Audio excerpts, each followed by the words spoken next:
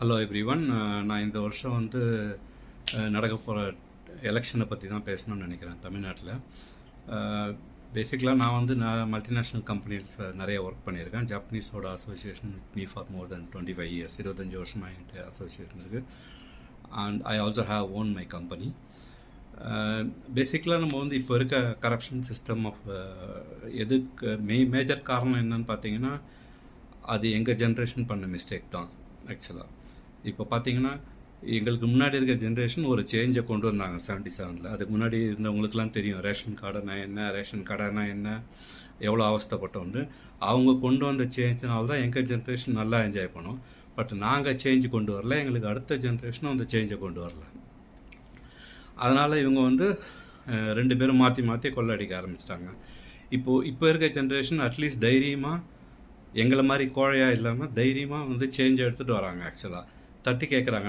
நாங்கள் இருந்தப்போலாம் வந்து இது யாரோ ஏதோ பண்ணுறான், நம்மளால் அரசியலை சேஞ்ச் பண்ண முடியாது, அது முடியாதுன்னு சொல்லிட்டு நம்ம வேலையை பார்த்து நம்ம பசங்களை ஃபாரினுக்கு அனுப்பிச்சு படிக்க வச்சுட்டு நம்ம நல்லா என்ஜாய் பண்ணிட்டோம். ஆனால் இங்கே இருக்க மக்கள் அப்படியே தான் இருக்காங்க ஆக்சுவலாக. ஸோ அதனால் வந்து இது இப்போது வந்து ஜென்ரேஷன் வந்து ஒரு ரெவல்யூஷன் எடுத்துகிட்டு வராங்க. அதுக்கு தயவுசெய்து எல்லோரும் சப்போர்ட் பண்ணுங்கள். ஆக்சுவலாக நான் வந்து விஜய் ஃபேனும் கிடையாது, விஜய் மூவி எனக்கு பிடிக்காது ஆக்சுவலாக. நான் வந்து ஹார்ட்கோர் ரஜினி ஃபேன்.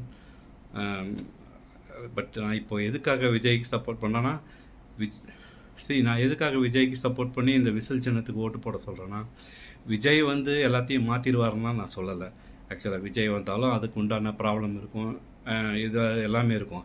ஆனால் இங்கே 2 திருடங்களுக்கு ஒரு ஆல்டர்னேட்டிவ் வந்தே ஆனோன்றது நமக்கு இம்பார்ட்டன்ட். இந்த 2 திருடங்களுக்கு ஆல்டர்னேட் இல்லைன்னா அவங்க கண்டினியூஸாக அந்த கரப்ஷன் யாரும் கண்டே பிடிக்க முடியாது. இப்போ ஒரு கம்பெனிஸ் எடுத்திங்கனாக்கா, ஒரு மேனேஜ்மெண்ட்டை கரப்ட் பண்ணுறாங்கன்னா அவங்களுக்கு ஆல்டர்னேட்டாக ஒருத்தர் எடுத்துகிட்டு வருவாங்க. அப்போ தான் வந்து கம்பெனிஸில் வந்து அந்த கரப்ஷனை கண்டுபிடிக்க முடியும். ஆக்சுவலாக அவங்க வந்தாங்கன்னா தான் இது பண்ணுவாங்க. அப்படியே அவங்க வந்து கண்டுபிடிக்க முடியலன்னா கூட இவங்க ஒரு ஆல்டர்னேட் இருக்காங்கன்றதுக்காக அவங்க கரெக்ட் பண்ணாமல் இருப்பாங்க. இது வந்து ஸ்மால் கம்பெனி லெவலில் நடக்கும்போது இதே லெவல் தான் எல்லா இடத்துலையும் நடக்கணும் ஆக்சுவலாக. ஸோ அந்த ரெவல்யூஷனை வந்து இது ஒரு நல்ல சான்ஸு. எங்கள் ஜென்ரேஷன் ஸ்பாயில் ஆகிடுது, எங்கள் அடுத்த ஜென்ரேஷனும் ஸ்பாயில் ஆகிடுது. பட் இப்போ இருக்க பசங்களும் உங்களோட பேரங்களோ பேத்திங்களோ அடுத்த வர ஜென்ரேஷனோ நல்லா இருக்கணும்னா இந்த ஒரு சேஞ்ச் எடுத்து கொடுங்க. நீங்கள் இந்த ஒரு சேஞ்ச் வந்து ரொம்ப எசென்ஷியல் இப்போது. அதுக்காக தான் இப்போது விஜய்க்கு சப்போர்ட் பண்ணி விசில் சின்னத்துக்கு போடுங்க. நான் அகெயின் சொல்கிறேன், நான் விஜய் ஃபேனும் கிடையாது, நான் வந்து ஹார்ட்கோர் ரஜினி ஃபேன். ஆனால் ஒருத்தர் தைரியமாக வந்து இந்த ஒரு சேஞ்சை எடுத்துகிட்டு வராரு.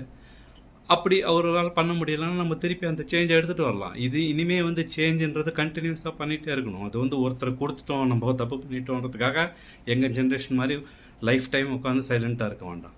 இந்த இருக்க ஜென்ரேஷன் நல்லா இருக்காங்க. அதனால் உங்கள் சப்போர்ட்டை நீங்கள் தனியாக கொடுங்க. விசில் சின்னத்துக்கு எல்லோரும் ஓட்டு போடுங்க. நான் ஒரு பிஸ்னஸ் மேனாக சொல்கிறேன், ஒரு எக்ஸ்பீரியன்ஸ்டு பர்சனாக சொல்கிறேன்.